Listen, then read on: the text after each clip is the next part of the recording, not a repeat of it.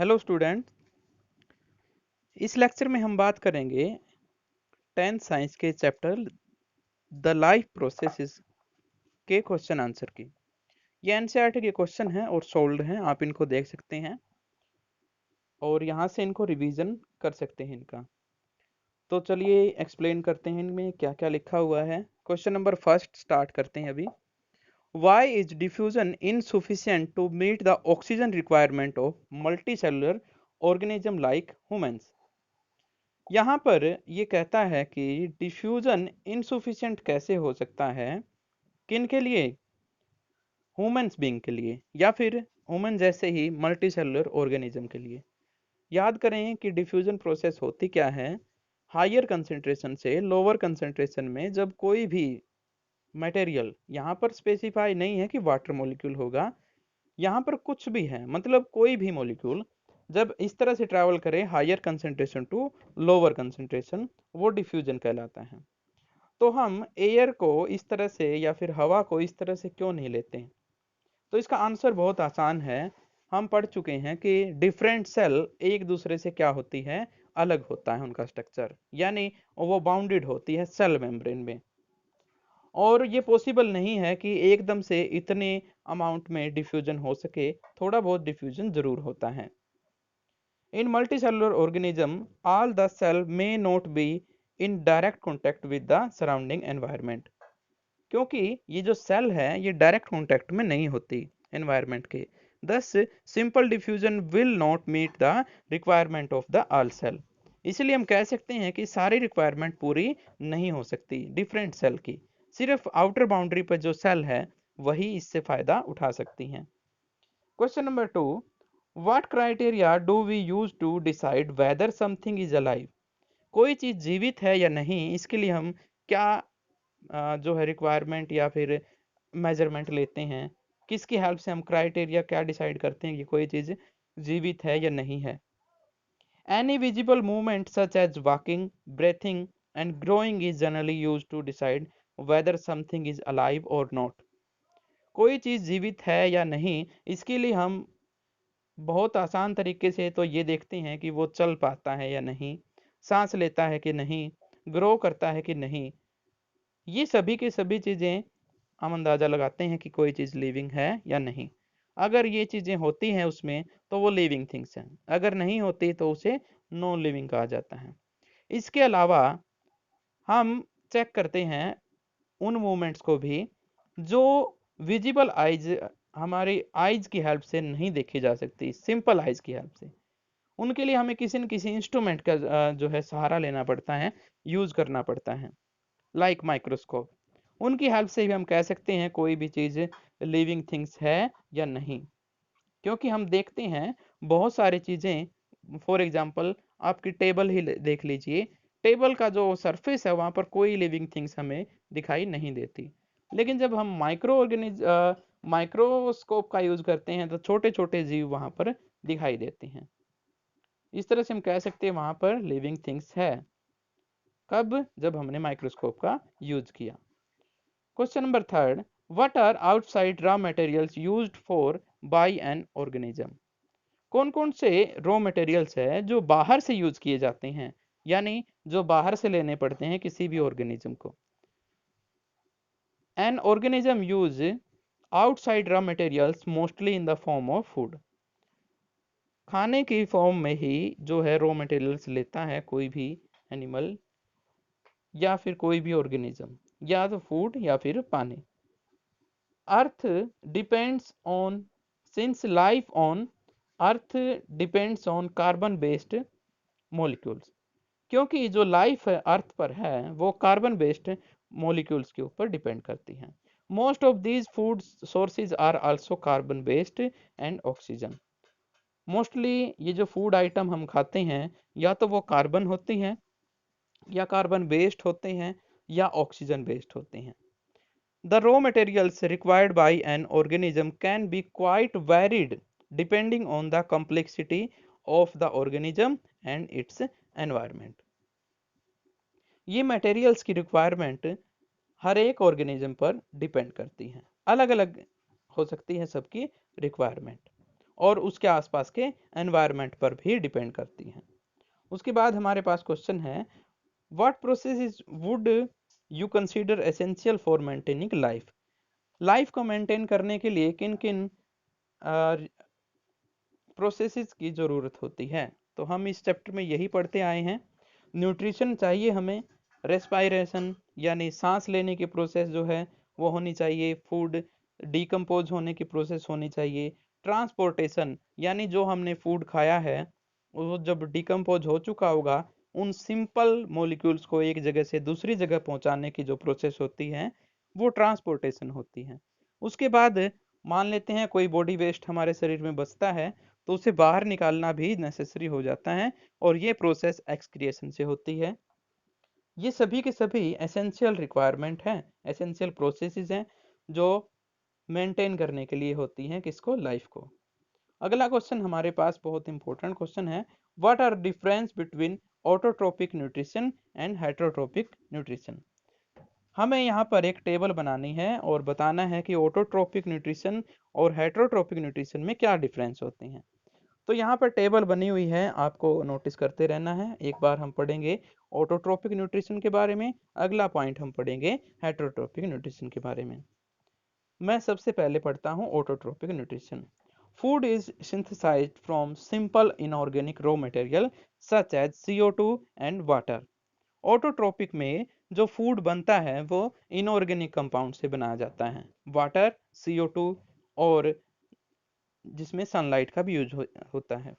हाइड्रोट्रोपिक में खाना जो होता है वो डायरेक्टली या इनडायरेक्टली ऑटोट्रोप से लिया जाता है, ऑटोट्रोप के ऊपर डिपेंडेंट होता है हेटरोट्रोपिक न्यूट्रिशन। इसमें हम क्या करते हैं, फूड को ब्रेक डाउन किया जाता है with the help of enzymes. जो हमारे शरीर में डिफरेंट एंजाइम्स होते हैं वो उस फूड को ब्रेक डाउन करते हैं फिर सिंपलर रिलेटेड न्यूट्रिशन बनाने में। ऑटोट्रोपिक में जो क्लोरोफिल की प्रेजेंस होनी ज़रूरी है अगर हमें ऑटोट्रोपिक न्यूट्रिशन वे से फूड बनाना है तो, क्योंकि यहाँ पर एक रिएक्शन टेक प्लेस करती है जिसे फोटोसिंथेसिस कहा जाता है। ये ज़्यादातर प्लांट्स में या ब्लू ग्रीन एल्गीज में होती है, बाकियों में नहीं पाई जाती। और हाइड्रोट्रोपिक न्यूट्रिशन के लिए हमें इस तरह की कोई रिएक्शन की ज़रूरत नहीं है। जस्ट क्या करेगा वो, डायरेक्टली वो जो ऑटोट्रोप्स है यानी प्लांट्स हैं उनसे अपना फूड ले लेगा। ऑटोट्रोपिक न्यूट्रिशन में तीसरा पॉइंट हमारे पास है, food is generally prepared during day time. जो खाना होता है ऑटोट्रोपिक न्यूट्रिशन में वो ज़्यादातर दिन के समय ऐसा होता है क्योंकि दिन में सनलाइट प्रेजेंट होती है और क्लोरोफिल अपना काम ठीक से कर पाता है। हेटरोट्रोपिक के लिए ऐसा कुछ नहीं है, वो क्योंकि डायरेक्ट ऑटोट्रोप का यूज करता है तो ऑटोट्रोप में तो पहले ही खाना बन चुका होता है और वो यूज कर सकते हैं फिर उसका। फोर्थ पॉइंट है, all green plants and some bacteria have this type of nutrition. जो प्लांट्स या कुछ बैक्टीरिया, ग्रीन ब्लू एल्गी अभी बताया था हमने, वही इस न्यूट्रिशन को कर सकते हैं, बाकी नहीं। और जो दूसरे एनिमल्स या फंजाई या फिर दूसरे किंगडम बचते हैं वो सभी क्या करते हैं, हेटरोट्रोपिक न्यूट्रिशन का यूज करते हैं। उसके बाद हमारे पास क्वेश्चन नंबर 2 है, where do plants get each of raw materials required for photosynthesis? Photosynthesis के लिए जरूरी एलिमेंट पौधों को कहाँ से मिलते हैं? बहुत आसान है इसका आंसर, पौधे अपना खाना बनाने के लिए फोटोसिंथेसिस का यूज करते हैं और उसके लिए नेसेसरी है water, CO2 and sunlight. Sunlight sun से मिल जाती है, वाटर वो जड़ों से ले लेते हैं यानी मिट्टी से। मिट्टी में पानी मौजूद होता है या एनवायरनमेंट में मौजूद होता है, प्लांट्स रूट्स उस वाटर को एब्जॉर्ब कर लेती हैं सॉइल से और उसका यूज कर लिया जाता है बाद में। और जो CO2 है वो एटमॉस्फेयर में प्रेजेंट होती है बाई स्टोमेटा, जो लीव्स में प्रेजेंट होता है एक स्ट्रक्चर, उसकी हेल्प से एब्जॉर्ब कर ली जाती है CO2, फिर वहां से उसको हम फूड में यूज कर सकते हैं। तो इस तरह से सभी मटेरियल मिल जाते हैं इन्हें अपने फूड के लिए। क्वेश्चन नंबर 3 है, what is the role of acid in our stomach? ये कहता है कि हमारे स्टमक में एसिड का क्या क्या रोल होता है। दो रोल आपको बताए गए थे। एक रोल तो इम्पोर्टेंट ये होता है कि जो बैक्टीरियाज वगैरह खाने के साथ चले जाते हैं हमारे शरीर में, एसिड का काम होता है इनको किल करना। जैसे HCl की बात करें, हमारे शरीर में HCl प्रेजेंट होता है, हाइड्रोक्लोरिक एसिड। तो ये उन बैक्टीरियाज को किल कर देता है और हमें बीमारियों से बचाता है बहुत सारी। और सेकंड यहाँ पर पॉइंट है, ये फूड को एसिडिक बना देता है ताकि कुछ एंजाइम अपना काम ठीक से कर पाएं। फॉर एग्जांपल पेप्सिन, जिसका काम होता है प्रोटीन्स को ब्रेक डाउन करना सिंपलर पार्ट्स में, वो सिर्फ और सिर्फ एसिडिक मीडियम में ही काम कर सकता है। और वो एसिडिक मीडियम उन्हें कौन प्रोवाइड कराता है? यही HCl। क्वेश्चन नंबर 4 है, what is the function of digestive enzymes. वही क्वेश्चन है, आगे इसको बढ़ाया गया है। सिर्फ जितने भी रिलेटेड मटेरियल हम खाते हैं, फॉर एग्जांपल कार्बोहाइड्रेट्स, प्रोटीन्स और ग्लूकोज, इन सभी को डाइजेस्ट करने की ज़रूरत होती है। तो हमारे शरीर में अलग अलग पोर्शन होते हैं, ग्लैंड्स प्रेजेंट होती है, और वो क्या करती हैं? एसिड या फिर एंजाइम्स रिलीज करती हैं, और उनसे फिर वो फूड एक एक करके डिकम्पोज होता है। Digestive enzyme such as amylase, lipase, pepsin, trypsin etc help in breaking down of complex food particle into simple one. Complex food particles को छोटे पार्टिकल्स में तोड़ने में ये काम आते हैं enzymes. These simple particles can be easily absorbed by the blood and thus transported to all the cell of the body।